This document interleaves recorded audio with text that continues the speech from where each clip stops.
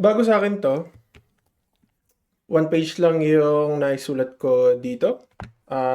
Dahil meron akong sumagi ulit sa isip ko and naisip ko na i-share ulit sa inyo.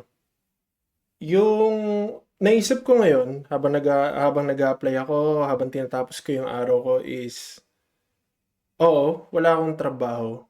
So, anong ibig sabihin sa akin ng success ngayon? For years, yung ang iniisip kong success, ang definition ko ng success is magkaroon ako ng trabaho, magkaroon ako ng magandang paycheck, and magkaroon ako ng stability.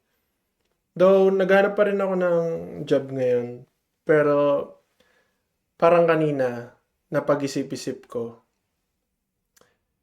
sinusubukan ko pa rin i-figure yung mga bagay-bagay. And ano ba talaga yung parang wino-workout ko towards this yung pag-share ko sa inyo ng experience ko, looking for work, and then doing things na makakatulong sa akin.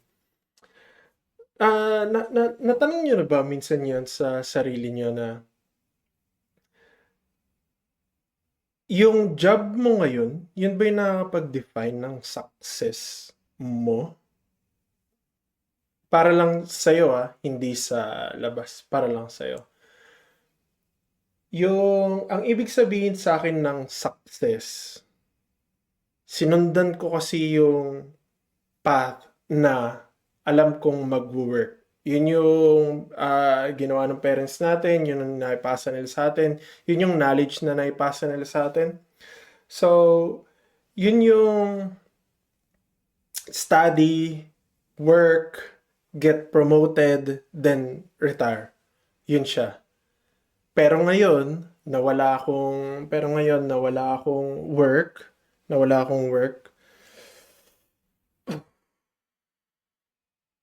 Feeling ko stuck ako sa ang gusto ko ba mangyari is ma-achieve ko yung stability na hinahanap ko dati, or kailangan ko ba mag-redefine ng success kung ano talaga siya para sa akin.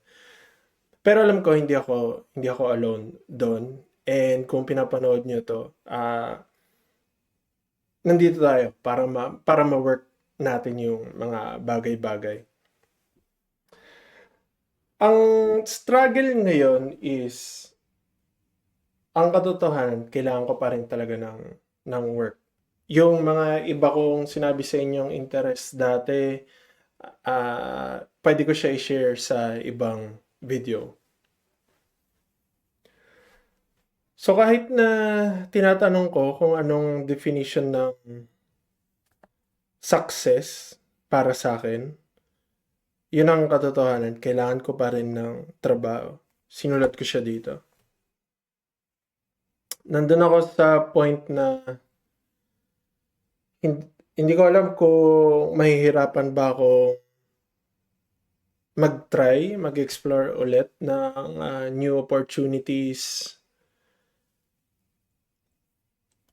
Pero merong other part sa akin na nagsasabi na, okay, bakit hindi mo try subukan yung mga gusto mo talagang subukan dati pa, which is one, content creation, other skills. Ako, gusto ko talaga ng video editing din, gusto ko rin ng Photoshop. Marunong ako konti lang, pero gusto ko rin siya bigyan ng time. Kumaga, gusto ko talaga siya bigyan ng time. So, parang lihis siya sa work. Sa work ko, parang ganun. So, yun yung internal struggle sa akin na naisip ko lang din ngayon na yung should I chase something new, or do I just go back to feeling safe, to just go back to what is safe, yung talagang meron akong stability. Alam ko pwede ko naman pagsabayin, no? Pero meron meron talagang point na kailangan mong mamili. Kailangan nating mamili. And habang sinasabi ko sa inyo to out loud, parang yun din yung naisip ko ngayon. Pero tingnan natin. Ngayon, ano ngayon yung itsura ng success para sa akin? Kasi wala akong work ngayon eh. Pero again, tulad ng sabi ko, merong mga bagay na kaya nating kontrolin. One is still showing up daily. Yung mga daily tasks na ginagawa natin, job application, networking, skill building, yun pa rin siya. Nagde-define to ng success sa atin. Yun ang naisip ko isa. Second is learning beyond work.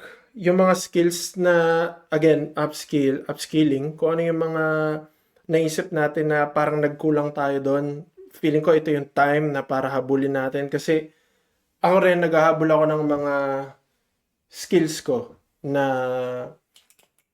talagang feeling na nakita ko dito sa bago kong role na, kulang pa. Kailangan ko pa dagdagan.